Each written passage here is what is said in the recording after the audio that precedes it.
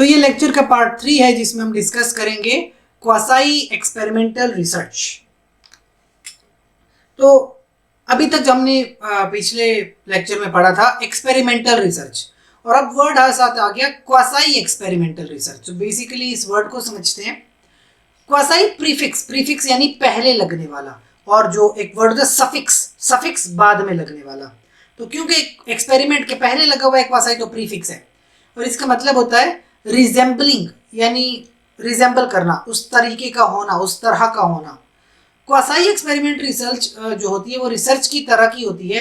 It resembles experimental research but it is not true experimental research. बिल्कुल experimental research की तरह नहीं होता, उसकी मतलब कुछ ना कुछ उस तरह होता है पर बिल्कुल एक्सपेरिमेंटल नहीं होता।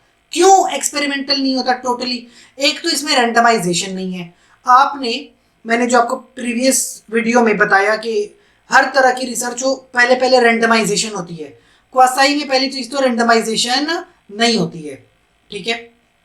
अच्छा, उसके बाद इसकी मुख्तलिफ टाइप्स हैं, और नर्सिस में जो सबसे ज्यादा कॉमन टाइप है non equivalent control group design, ये सबसे कॉमन है, ठीक है। The most frequently used quasi experiment design है non equivalent control group design, ठीक है।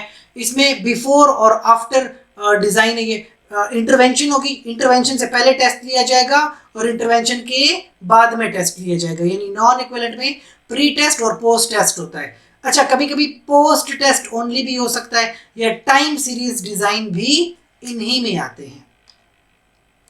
तो ये जो नॉन इक्विवेलेंट कंट्रोल ग्रुप है, बिफोर एंड आफ्टर डिजाइन जो है, it involves the use of a comparison group that was not created through random assignment. आपने कंट्रोल ग्रुप लिया है लेकिन वो रैंडमली नहीं लिया, आपने खुद से लोगों को चुन लिया कि बस ये ग्रुप बन गया, खुद से लोगों को ग्रुप बना दिया। फिर प्री ट्रीटमेंट आपने एक डाटा लिया, ठीक है, आपने असेसमेंट की, यानी इंटरवेंशन से पहले आपने कुछ डाटा कलेक्ट किया और असेसमेंट कर ली, ठीक है, और उसके बाद इंटरवेंशन किया आपने। अच्छा, एक और तरीके का होता है time series design. Time series यानी कि आपने एक टाइम फ्रेम सिलेक्ट किया, मुख्तलिफ टाइम पे इंटरवेंशंस करते रहे और डाटा लेते रहे। There is no comparison group. Information आपने ली डिपेंडेंट वेरिएबल की एक over a period of time, ठीक है, इंटरवेंशंस करते रहे और डाटा लेते रहे। Non equivalent control group design जो होता है मोस्ट फ्रीक्वेंटली डिजाइन है, पहले भी बात हो गई। इसमें बिफोर एंड आफ्टर डिजाइन बड़ा कॉमन है।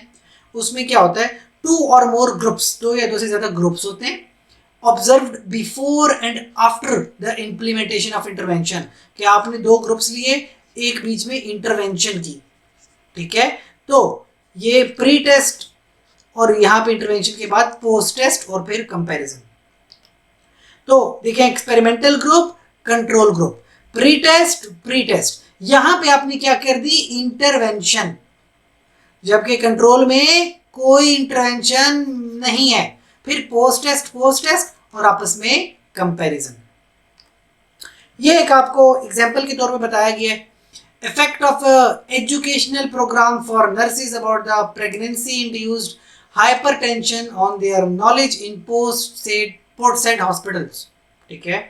एजुकेशनल प्रोग्राम है, नर्सेज को एजुकेट किया जा रहा है, और ये मेथड में देख लो क्या लिखा है, क्वासाई एक्सपेरिमेंटल प्री टेस्ट और पोस्ट टेस्ट, यानी उनको ट्रेनिंग देने से पहले उनका नॉलेज चेक किया जाएगा, फिर इनको ट्रेनिंग दी जाएगी और फिर से उनका नॉलेज चेक किया जाएगा। तो इस तरह से पता चल जाएगा कि आपकी इंटरवेंशन का कोई फर्क पड़ा या नहीं पड़ा। एक और यहाँ पे रिसर्च स्टडी है, updating the nurses' knowledge and pre-eclampsia patients' care by using a poster minia maternal clinic child university hospital। क्या है कि एक हॉस्पिटल में पोस्टर लगाए गए, पोस्टर से फिर प्री एक्लेम्शिया पेशेंट्स के बारे में और नर्सिस का नॉलेज अपडेट करना था। और अगर आप मेथड देखोगे तो क्या लिखा है, pre and post test questionnaire about the pre eclampsia patients, यानी प्री टेस्ट और पोस्ट टेस्ट इंटरवेंशंस हैं। अच्छा, time series design, experimental group, आपने 1 महीना, 2 महीना, 3 महीना, इस तरह से क्या किया, आपने टाइम सीरीज में डाटा लिया, ट्रीटमेंट किया, इंटरवेंशंस, और 1 महीना, 2 महीना और 3 महीने डाटा लेते रहे और कंपैरिजन करते रहे। तो ये होते हैं टाइम सीरीज। आपने टाइम टू टाइम डाटा लिया है और देख रहे हो कि वक्त के साथ साथ आपकी इंटरवेंशन का क्या असर पड़ता है। A time series design is the one in which researcher observes a group of subjects. Researcher क्या करता है? ऑब्जर्व करता है लोगों को, बिफोर और ट्रीटमेंट, आफ्टर, ट्रीटमेंट से पहले भी और ट्रीटमेंट के बाद भी. The design is chosen when attempting to demonstrate long term effects. एक टाइम सीरीज है, लंबे अरसे का इफेक्ट्स देखना चाह रहे हो. Experimenter would continue to administer the treatment and measure the effects a number of times during the course of number of times. बार बार आप डेटा लेते रहते हो, बार बार असेसमेंट करते हो. टाइम सीरीज डेटा इंप्रूव हो सकता है अगर एक्सपेरिमेंटल के साथ कंट्रोल ग्रुप भी लगा दो. ना लगाओ तो कोई फर्क नहीं पड़ता, लगा दोगे तो मजीद अच्छे रिजल्ट आएंगे. अच्छा, ये जो क्वासाई एक्सपेरिमेंटल रिसर्चेज हैं, इनमें कुछ वीकनेस है, वीकर भी हैं और कहीं से कहीं स्ट्रॉन्ग भी हैं. वीकर क्यों है? क्योंकि रेंडमाइजेशन नहीं होती. रेंडमाइजेशन ना होने की वजह से ये वीक स्टडीज हैं. लेकिन ये स्ट्रॉन्ग स्टडीज भी हैं. क्यों? आप प्री ट्रीटमेंट भी डाटा ले लेते हो, पोस्ट ट्रीटमेंट भी डाटा ले लेते हो, और फिर प्री डाटा और पोस्ट डाटा, यानी प्री टेस्ट और पोस्ट टेस्ट का डाटा दोनों को कंपेयर करते हो और आपके पास रिजल्ट्स आ जाते हैं. तो इस तरह आपको फायदा हो जाता है, आप दोनों काम कर सकते हो. तो इस वजह से आपको अच्छे रिजल्ट्स मिलते हैं. फिर है if the comparison and experimental groups are similar at the baseline. क्या कहता है कि फर्ज कीजिए आपके पास दो ग्रुप्स हैं, ट्रीटमेंट ग्रुप, कंपैरिजन ग्रुप, दोनों का डाटा सेम ही है, कोई फर्क नहीं है.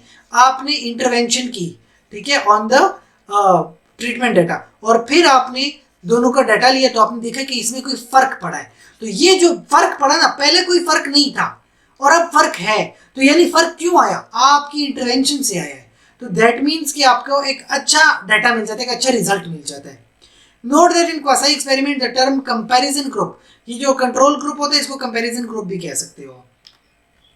नेक्स्ट वीडियो में बात करेंगे नॉन एक्सपेरिमेंटल रिसर्च के हवाले से.